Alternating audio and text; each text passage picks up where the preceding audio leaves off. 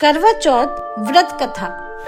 हिंदू धर्म में करवा चौथ व्रत का बहुत महत्व है। इस दिन सुहागन स्त्रियां 16 श्रृंगार कर अपने पति की लंबी आयु सुख समृद्धि के लिए निर्जल व्रत रखती हैं। शाम को शिव पार्वती जी की, गणेश जी की पूजा करती हैं। रात को चंद्रमा को अर्घ्य देकर चौथ माता की पूजा कर उसके बाद ही अपना व्रत खोलती हैं। एक साहूकार था, उसके 7 पुत्र और एक वीरावती नाम की पुत्री थी। सातों भाई अपनी बहन को बहुत प्यार करते थे, उसे खाना खिलाकर ही खाना खाते। समय से वीरावती का विवाह एक बहुत अच्छे युवक से हो गया। शादी के बाद वीरावती अपने मायके आई हुई थी। करवा चौथ का दिन था।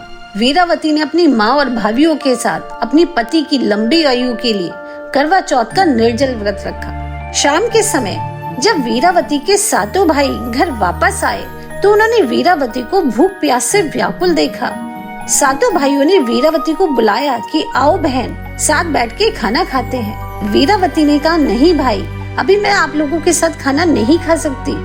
मैंने अपने पति की लंबी आयु के लिए करवा चौथ का निर्जल व्रत रखा है। वीरावती बोली कि चंद्रमा निकलने के बाद चंद्रमा की पूजा करके उसे अर्घ्य देकर उसके बाद ही मैं भोजन ग्रहण करूंगी। अपनी बहन को भूखा देखकर भाइयों से भी खाना नहीं खाया गया। तभी छोटा भाई भाग के घर के बाहर गया और दूर उसे एक पीपल का पेड़ दिखाई दिया। छोटे भाई ने जाकर पीपल के पेड़ पर एक दिया जला दिया। दूसरा भाई गया और उसने उस पे एक चल्ली ढक दी। भागा भागा तीसरा भाई वीरावती के पास आया और बोला, देख बहन, चंदा निकल आया। चौथा भाई वीरावती को सीढ़ी से ऊपर ले गया और चंदा दिखाने लगा। चंदा को देखकर वीरावती बहुत खुश हुई। इतने में 5वां भाई जल का करवा ले आया और वीरावती को देकर बोला कि ले बहन, चंदा को अर्घ्य दे ले और पूजा करके साथ में खाना खाते हैं। वीरावती ने अपनी भाभियों को बुलाया कि देखो भाभी, चंदा निकल आया है, आप लोग भी मेरे साथ चंद्रमा की पूजा करो और साथ में खाना खाते हैं। भाभियां बोली कि जी, अभी तुम्हारा चांद निकला है, हमारा चांद तो रात को निकलेगा। आप ही अर्घ्य दो और आप ही खाना खाओ। भाइयों ने वीरावती से कहा कि अपनी भाभियों को छोड़ो, आओ जल्दी से अर्घ्य दो और हमारे साथ भोजन करो। खुशी खुशी वीरावती ने चंद्रमा को अर्घ्य दिया, पूजा की, अपनी पति की लंबी आयु की प्रार्थना की और जैसे ही वो अपने भाइयों के साथ खाना खाने बैठी, जैसे ही उसने अपने मुंह में पहला निवाला डाला उसे छींक आ गई। दूसरा निवाला डाला तो उसमें मक्खी आ गई और जैसे ही तीसरा निवाला वो मुंह में रखने वाली थी, उसके पति की मृत्यु का समाचार आ गया। वीरावती रोने लगी, विलाप करने लगी। तब उसकी भाभियों ने बताया कि कैसे उसका व्रत खंडित हो गया है, चौथ माता उससे नाराज हो गई हैं, इसी वजह से ये सब हुआ।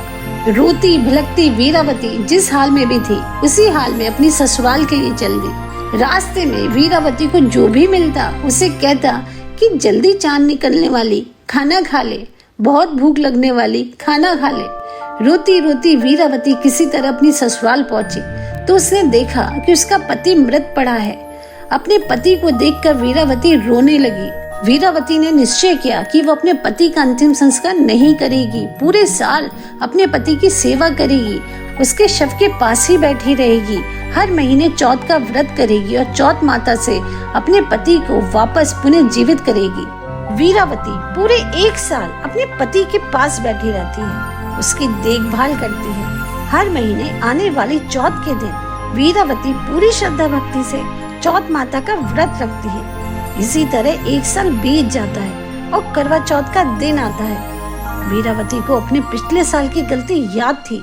करवा चौथ के दिन वीरावती सुबह जल्दी उठती है, स्नान करती है, स्वच्छ वस्त्र पहनती है, फिर पूरी श्रद्धा भक्ति से चौथ माता का निर्जल व्रत रखती है। शाम को शिव पार्वती विघ्नहर्ता गणेश जी की पूजा करती है। रात को चंद्रमा को अर्घ्य देती है, चौथ माता की कथा सुनती है और चौथ माता से अपनी हर गलती के लिए माफी मांगती है। अपने पति को पुनर्जीवित करने की प्रार्थना करती है। वीरावती की निश्चल भक्ति को देखकर चौथ माता उससे प्रसन्न हो जाती है और उसे अखंड सौभाग्यवती का वरदान देती है। उसके पति को पुनर्जीवित कर देती है। अपने पति को पुनर्जीवित देख वीरावती बहुत खुश होती है। वीरावती का पति भी कहता है, लगता है मैं बहुत देर तक सोया। हाँ, पूरे 1 साल, वीरावती हंसकर कहती है। आसपास सबको वीरावती के पति के पुनर्जीवित होने के बारे में पता चलता है, तो वो सब भी वीरावती के पास आती हैं, उससे सदा सुहागन होने का आशीर्वाद देती हैं। जैसे चौथ माता ने वीरावती को अखंड सौभाग्यवती का वरदान दिया, ऐसे ही चौथ माता हर सुहागन पर अपनी कृपा दृष्टि बनाए रखे। चौथ माता की जय।